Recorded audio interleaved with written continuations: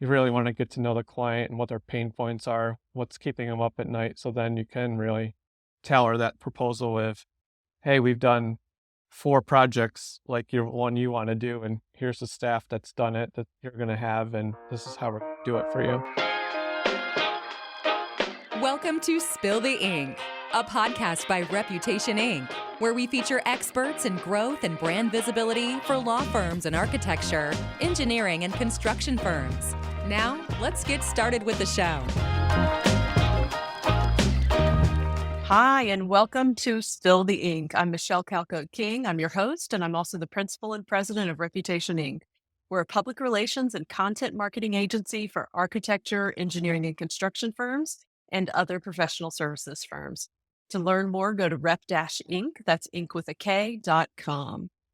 So Ashley McGraw Architects is an architecture, planning, and design firm with offices in New York and Washington, D.C. They specialize in creating spaces where people work, learn, and collaborate. Marketing Director Derek Goodroe is joining me to chat about marketing Ashley McGraw and firms like it. He oversees Ashley McGraw's fully integrated marketing strategy, helps to drive business development, and works to foster the firm's collaborative culture. So thanks for chatting with me today. Thanks for having me. Yeah, I'm excited to chat with you. So, most people don't go to school and say, I want to be an architecture firm marketer. So how did you get into this? Yeah, I kind of just fell into it. So I was in professional services right after college, just about. Worked for a community bank in Albany for 3 years and kind of felt my career was plateauing and wanted to relocate closer to home in Syracuse, New York. So this was back in 2010. So what better time to search for a job than the Great Recession time? So I ended up applying to a few jobs, and this one hit, and came and interviewed and loved what they had to say in a new industry. So here I am and still here 14 years later, which is mind blowing to me that now I'm kind of more of the senior people here. But yeah, it's a quick baptism by fire, I guess you'd say, to the architecture industry in the Great Recession. About 2 or 3 weeks after I started, we're a firm of 60. We unfortunately had to lay off about 10 people just because everyone was. So Yeah. it kind of introduced me to how architecture's kind of waves and different cycles of either feast or famine for your work. Yeah. The economy really impacts what's being built. So yeah, I can see how that is impacts the work. So yeah, the past 14 years has seen a lot of change and a lot of change in marketing, especially. So tell me how marketing has evolved and how it's evolved for your strategy with the firm over those years. What has changed? Competition, definitely competition, which can go in multiple ways. So obviously kind of seeing more bigger firms. So smaller firms are getting acquired and merged into bigger firms. So those firms are starting to have a larger footprint. So we're seeing a lot more firms starting to invade, if you will, our market areas. We're primarily in New York State, so we're starting to see out-of-state firms compete for work. So it just kind of raises the level of competition, obviously. And proposals, I feel like, are kind of a heavier lift now. Everyone kind of wants more tailor-made instead of boilerplate. And I'm seeing kind of a less turnaround time. It used to be like 3 to 4 weeks, and now it's sometimes 10 to 14 day turnaround. Oh, wow. Typologies since I've started have evolved. So we're primarily an educational firm. So like right now, obviously like esports, healthcare, student life spaces are really hot in our sectors. Capacity for staff. Seems like every firm is just busting at the seams with work. So trying to recruit new staff and kind of also our staff here, make sure that they're doing well with the work that they have, but also understand when I'm giving my marketing report about all these RFPs we're pursuing, that they understand that it's work down the line, that we always have to have our eye on the future and can't be just, Right. resting and enjoying all the work we have now. We still have to build capacity and backlog. Yeah, that's a tough one when you're so busy to be the marketer. working on, that pipeline. But that's when you can't keep your foot off the gas during good times. I can't tell you the number of times I've had firms come to me and want to do marketing when things are bad, and that's not the time to do it. Because then it's panic and last minute, kind of thing. It's that's not the time to do it. So, yeah, I can imagine that's a tough one when people are, work's overflowing, and you have to kind of explain that this is a pipeline development and years in the making. Um, so yeah. So tell me about, so how much of proposals is part of your challenge and part of your team, and how big is your team? Right now, it's just me and a marketing coordinator. We're looking for a business development manager or kind of like a marketing manager. So, yeah, I've been very hands on with proposals still. I mean, since I started, that's primarily like my main focus. So, I don't know. I just have a passion for it. It's like a puzzle to me, and I love like That's great. fitting the pieces together. And I just remember when I first started, we went after a project which was kind of a long shot, and one of the project managers went to the walkthrough, and I had him kind of go through the project approach. So it was a boilerplate, and I was kind of new to everything, so I just kind of went with what he put and submitted. We didn't get shortlisted, so I did a debrief, and the client's like, "Did you even come to the walkthrough? There's like nothing in your approach that says, anything about our project." So that was kind of a wake up call and just helped me, especially now that I've been here for so long, that you really need to do your homework and research. So there's always site visits. If they don't say that they'll accept or have like a group tour, always ask them.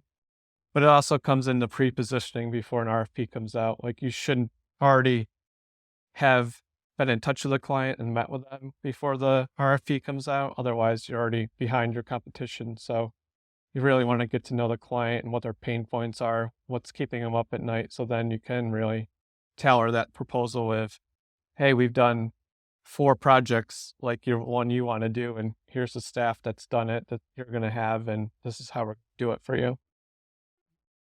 How much time would you say an individual proposal takes you? I don't know if I want to calculate that. I never really have because every proposal is different. But Yeah. I mean, I'm working on one now that I've probably just spent 4 hours on the project approach alone, just Yeah. tailoring it to what we saw at the walkthrough and just, yeah, trying to really right size to what they're looking for. Because, like I said, the competition's so fierce now, and we're even starting to see where design work's starting to integrate into proposals, or they're almost design competitions. And then once you get to the interview stage, it's kind of almost a given now that you're showing some type of rendering. So it's kind of evolved from where you're just showing your good old PowerPoint of, here's our firm, this is what we do, here's some past projects, to really tailoring it all about them. Interesting. Okay. So when you say tailoring it, is it so it's about you're tailoring it, talking about the team, you're tailoring it to looking at the past projects. What are some of the other ways that you really kind of um, giving it that tailored approach? Yeah, I think it starts from the first page to the last page. So the cover letter, talking about them, what you know about them, what their pain points are, right into the project approach. Again, all about them. I mean, obviously it's going to have boilerplate, but you want to still tailor it to what they're looking for. Project sheets, we're showing like bullets of, this is why our projects are relevant to what you're seeking. Resumes, here's the staff that we're giving you, and they've worked on XYZ projects, which also align to the projects we're showing in the proposal and that align to what you're looking for. And it's just, I mean, it's just doing the research, especially with the internet now. I mean, you can find news articles. Like I said, we're primarily an educational firm, so it's amazing what you can find kind of going through Board of Ed minutes. Like you can find out fees from your competitors. You can find out what they're looking for before they release an RFP. So it's really kind of making the time and effort to really Yeah. like go after things efficiently and Yeah. effectively. How do you collaborate with the architects on the proposals? So I have a very great executive team. that are really hands-on with proposals. So I lead the proposal efforts, but I'm always bouncing back ideas with them. I kind of help frame out the approach, and then they come in at the back end to add in all their technical knowledge and expertise, but obviously not too technical where the average person like me that would be reading it doesn't understand some of the terms that they might be using. So we just kind of play tag team on things. And obviously, I'm not going to put together the project schedule, so I depend on them for some of the more specific proposal deliverables. But yeah, we have a pretty good system down, and everyone kind of knows what our proposal development looks like. And it's just, of course, like anyone, just pushing architects and engineers of this is my deadline. I need it by this date and time. So Right. Yeah, yeah. It's a unique art, I think, working with technical professionals on marketing, and it's learning how to kind of extract that information and then translate it. So it's a unique skill set. yeah, especially because they're so creative that they also want to be kind of adding their flair to whether it's the writing or maybe the photos that you're showing. So Yeah, yeah. One interesting thing I saw is that the firm does branding work through, I think it's Vaysen Studio. Did I pronounce that correctly? yep, yep. So one of our principals, Yeah, tell me Susanna about that. Ambrano, has started kind of a sub studio separate from Ashley McGraw. So it concentrates on interior design, educational planning, and branding. So we kind of launched it as a vehicle, if you will, to kind of expand outside New York State where we can kind of go after projects in the Northeast, Mid-Atlantic. So it's been around for 3 years now, so we're gaining some traction, and it's kind of a different marketing because we're pursuing other architecture firms to get them on the team. So yeah, it's a whole different dynamic, but it's fun and exciting. Interesting. So is it like environmental graphics? So it's branding in the actual space, physical space? Yep. Okay. Yeah, it's kind of like intertwining interior design with the wayfinding, branding, Yeah, environmental yeah, graphics. That's very yeah. interesting. That's And a natural extension to what you do. Yeah, fascinating. So tell me, obviously proposal writing is a can I know often with architecture firms take up a significant portion of your work. Tell me about other tactics. What else do you focus on? What other channels do you find effective with marketing the firm?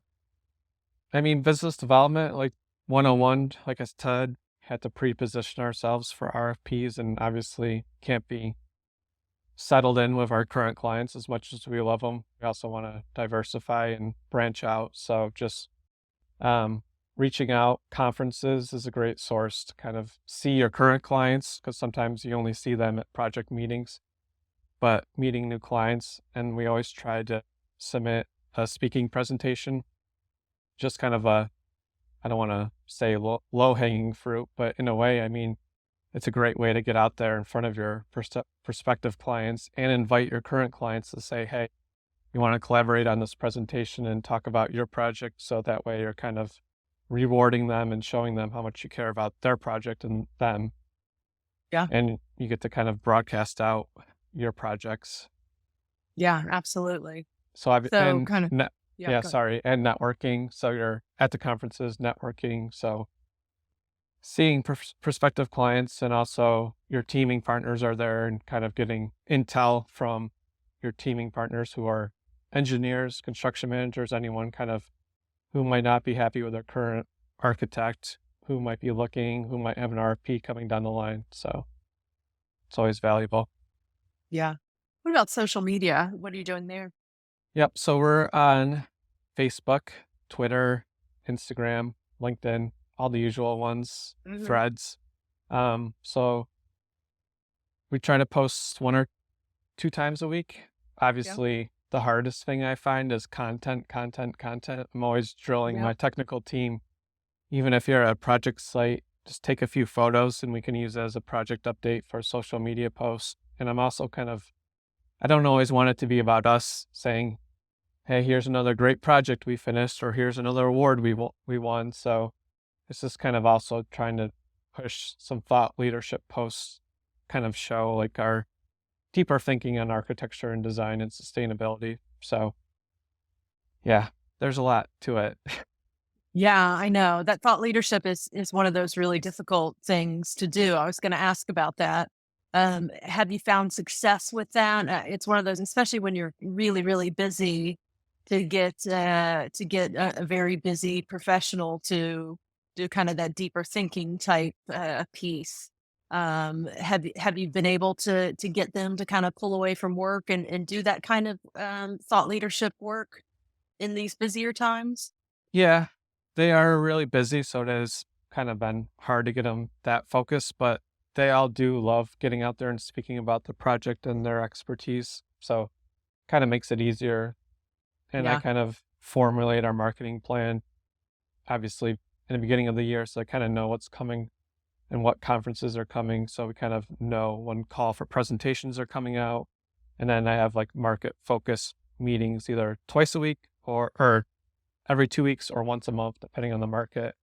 So we always have an agenda and kind of run through those deadlines and dates so we know what's coming and have a thought leadership topic of, is there any current projects that we're working on where there's some lessons learned where even we can just do like a case study or our own white paper and then use that to send out to clients and put it on our webpage and e-blast. So it doesn't always have to be like in a national publication or a trade publication. You can kind of create your own and use it that way. Yeah. Yeah, I like to ask people about email. What are you doing with email? Is it more when you have something to send? Do you have a particular strategy? Are you trying to send at a certain frequency, or is it more just when you have something worthwhile to get out? Yeah, as we're talking about this, I'm realizing that I'm probably due to send some e-blasts out because it's probably been a while. But yeah, we use MailChimp. So we try and send out, like you said, when we have like relevant content. I don't want to just blast out emails just to blast out emails because I know half the time they probably don't get read. Everyone's busy. So once we have some really engaging content or a really nice project that's either just completed or won some awards, then we kind of create something engaging that hopefully will stick. Hmm. Yeah. Yeah. Email is one of those, I think, more challenging mediums, but has a lot of impact when it actually does work. But yeah, you're right.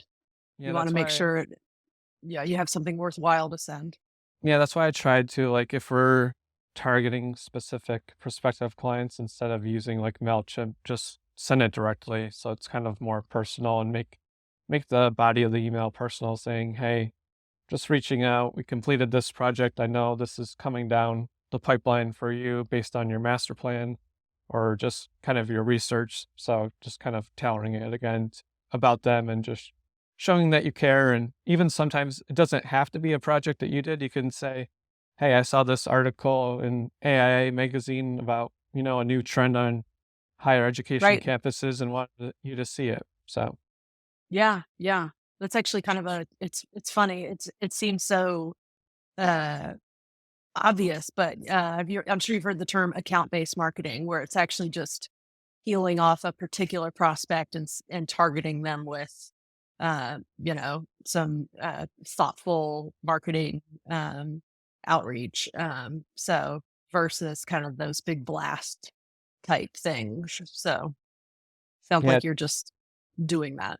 yeah, it takes time. I just did a presentation for some new employees. We do like an onboarding academy. So I present like our marketing and business development because we kind of forget that most architects are just coming straight from design school and don't have that business background. So just educating them on what we do. So I think it was from SMPS where I kind of pulled some things where they compared business development to like farming, where it takes time, which is true because I gave an example of a school district we pursued where it took almost 5 years between when we Mhm. heard a new superintendent came aboard and just like our outreach, getting a meeting with them. By the time an RFP actually came out, submitting the RFP, interview, award, and then pre-referendum vote, and then the actual project passing was 5 years. So it takes time to kind of see the real results of gaining a new client. Yeah, that's smart. I have courted a prospect for a year once. So, I mean, sorry, 10 years, Yeah. 10 years, Yeah. a decade. So yeah, I completely understand that. It's a very lengthy, it doesn't, and then sometimes things happen within, a month. So yeah, it's kind of shocking, but yeah, it's more likely many, many years. So absolutely. I'm glad you mentioned how you present to new hires, because I wanted to ask you about your role in kind of firm culture. Tell me about that. Yeah, it's funny you asked that question because I was at a SMPS event a couple months ago, and one of my fellow marketers, I was talking with her, and she mentioned that her title, or actually it was on her name tag, her title was Director of Marketing and Culture, and I was like, wow, that's really fascinating, but it totally does make sense because I don't Yeah. know, I just feel the marketing department's kind of the glue of the firm. Like, I just feel like we wear so many hats within the firm besides just the marketing and business development, where I feel like myself, I'm kind of the cheerleader at times, whether we're kind of down because we haven't won a few projects or got shortlisted, or, pumping up the team if we are doing well.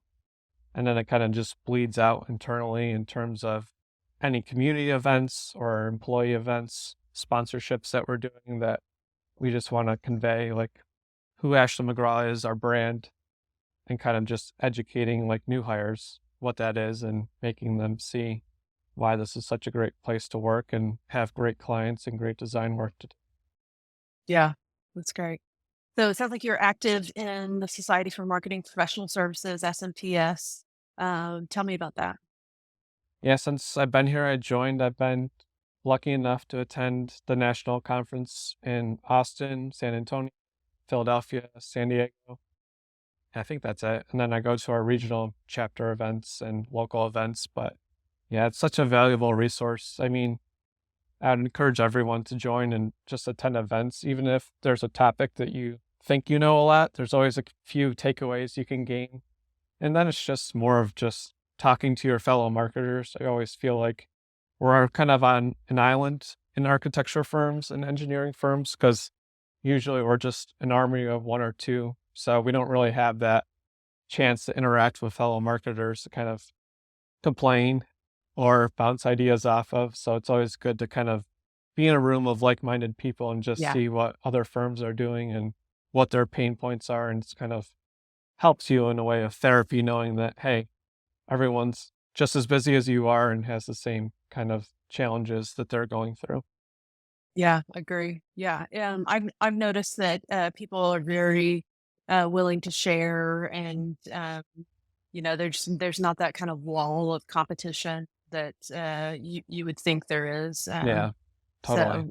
Yeah, which I really appreciate. Um, so I like to kind of end these with sort of one final thought. So if there's one lesson you've learned over your years with marketing and architecture firm, what would that be? Sort of your biggest lesson? That's a great question. I feel like there's so many ways you can go with that. I know. I think I've learned in this industry, like I said, it's just the cycles. So you can't get down on yourself if like it's a downturn in the economy and competition's rising and the work isn't as plentiful out there. You just kind of have to increase your level of uh, competition in yourself to kind of raise up your firm and your people and go after the work more aggressively. And I think like right now when there's a ton of work, you also have to ride that wave and still not sit back. You still have to be forward thinking about business development for down the line and also understand your time management the best. Like, I don't know, I just have this thrill of deadlines. I just love it. Just gives me energy where some people might crater under the pressure. I kind of love it. And sometimes when I don't have those deadlines, I'm like, feel like a piece of me is missing or the energy is not there. Yeah. So it's Right. just nice working in an architecture firm and feeling that energy when sometimes if you don't have a deadline, a design team might, and you see them in the office working hard and you just kind of, you appreciate each other about how hard everyone's working and we all have the same common Yeah. goals That's and end game. yeah. That's great. Well, thank you so much. So we've been talking to Derek Goodroe of Ashley McGraw Architects. So if somebody wanted to reach out and get in touch with you, what's the best way for them to do that? Email, I'm all over social media. If you go to our website, www.ashleymcgraw.com, my contact information's on there. So yeah, we'd love to hear from anyone. Awesome. Well, thank you so much. Thank you. Thanks for listening to Spill the Ink, a podcast by Reputation Inc. We'll see you again next time, and be sure to click subscribe to get future episodes.